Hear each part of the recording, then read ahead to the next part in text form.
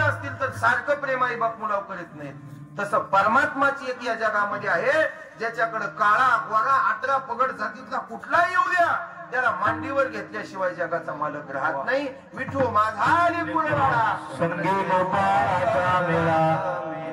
ठेवा. मोबाईलला टेटस ठेवण्यापेक्षा आपल्या अंतकरणात परमात्म्याचं टेटस ठेवा. जगाचा मालक आपलं कल्याण केल्याशिवाय पण तुकोंबरे म्हणतात एकांत एकांतात वासन. ब्रह्मरस म्हणजे नेमका काय? मग आतापर्यंत सांगितलेल्या कीर्तनाचं फळ काय? तर एक ऐकून घ्या. 2 मिनिटांची कथा आहे. देवश्रवण नावाचा ब्राह्मण आहे. अगदी 4 वेद 6 शास्त्र 18 पुराण 64 विद्या सगळ्यामध्ये गलेमध्ये प्रवीण आहे. हा गायत्री मंत्राचा जप 1000 वेळा बसल्या टायमाला करतो याचा ब्राह्मण आहे. आणि त्या ब्राह्मणाला एक मुलगी झाली. त्या मुलीचं नाव मायावती आहे. आणि त्या ब्राह्मणाला ती मुलगी झाली. ती मुलगी झाल्याबरोबर कालानं घाला घातला आणि दुर्दैव असं झालं की मुलीची आई वारली. मुलीची आई वारल्यानंतर बापाकडे मुलीचं संगोपन करण्याची वेळ आली. आणि बापाकडे मुलीचं संगोपन करत असताना मुलगी योग्य वयामध्ये आली, लग्नाशी झाली. आणि मग विचार केला लग्न कोणासोबत करावा. तर एक त्यांच्या सोबतशी शिकायला आलेला ब्राह्मणच मुलगा होता ज्याचं नाव चंद्र होतं. त्या देवश्रव नावाच्या ब्राह्मणानं आपल्या मुलीचं लग्न त्याच मुलाशी लावून दिलं आणि आपल्याच घरामध्ये घर जावई करून ठेवून मुलीचा संसार सुखानं करू लागले. एके दिवशी जंगलामध्ये फळं आणायला गेल्यानंतर जीवनामध्ये ज्यांनी सर्व्हिस केली आणि सर्व्हिस केल्याच्या नंतर पुन्हा परमार्थात झोकून दिलं ते आमचे मच्छिंद्र गुरुजी तळेकर. येडच नाही त्यांना, परमार्थाशिवाय येडच नाही दुसरं. इकडं भक्ती, इकडं परमार्थ, इकडं ग्रंथ, तिकडं संत. बर का. आणि आपल्या गावातलं म्हणजे सगळेच परमार्थ कार्यक्रम असतील असे पार पाडणारे गोरख नाना तळेकर, ज्यांनी नुसता गावात बसून व्यापारच नाही केला तर त्यांनी परमार्थाला सुद्धा योगदान दिलंय. आजही सगळ्या गाणाऱ्यांचे महाराज लोकांचं कॉन्टॅक्ट, आज सप्त्याचं नियोजन असेल, राम मंदिर असेल, विठ्ठल मंदिर असेल, असं सर्वस्व कार्यक्रम पार पडणारे सगळ्यांचं तोंड भरून कौतुक केलं. कारण पूर्वीच्या काळात म्हणायचे बिंडकुळी मारली तर मुखी बायको मिळती. पण मी म्हणतो आज भाग्यवान ती माणसं ज्यांना मुखी बायको कलियुगात मिळाली. पण मी ह्या लोकांची स्तुती का करतो माहितीये का? की बरेच लोक म्हणतात लोकांची स्तुती वर्णावी ती थोडी एका विठ्ठलाची. पण असंही शास्त्र सांगतं जर या परमार्थाला क्षेत्राला योगदान देणाऱ्या लोकांची नावं नाही घेतली तर महाराजाला मुख व्हावं लागतंय. मुखा झालं वाचा गेली. म्हणून तोंड भरून सगळ्यांचं कौतुक मी करत असतो. कोणाला पटू नाही पटू, माझा परमार्थाचा धंदा नाही. पण परमार्थ योग्य दिशेनं चालावा, योग्य मार्गाने चालावा, देश काल पात्र पाहून दान धर्म करावा, महाराज बघून कीर्तन ठेवावा आणि लोक बघून महाराजांना कीर्तन करावा. आणि कीर्तनकारानं कीर्तनामध्ये शास्त्र, वेद, पुराण, संत विचार आणि हिंदू धर्म बघा नेमकी भगवीच इतका हिरवी येते. ही गोष्ट गरजेची आहे. म्हणून धर्मासाठी, जातीसाठी, परमार्थासाठी आज हिंदुत्व टिकवणं गरजेचं आहे. आणि या हिंदुत्वाचा वसा आणि वारसा शिवचरणानंदजी बाबा चिंचगाव टेकडी यांनी हातामध्ये घेतलेला आहे. कीर्तनकारानं, गाण्यानं, टाळकऱ्यानं, मराठा समाजानं आणि युवा पिढीनं हे सगळं घेणं गरजेचं आहे. म्हणून वेळ अभावी या ठिकाणी थांबतोय. अभंग झालेली आहे. अभंग होईल, पुष्पवृष्टी होईल. करविली तैशी केली कटकट वापर गाववाल्याला म्हणू देते.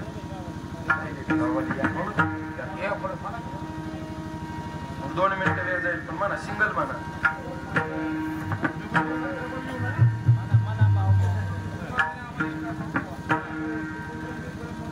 मिळालं पाहिजे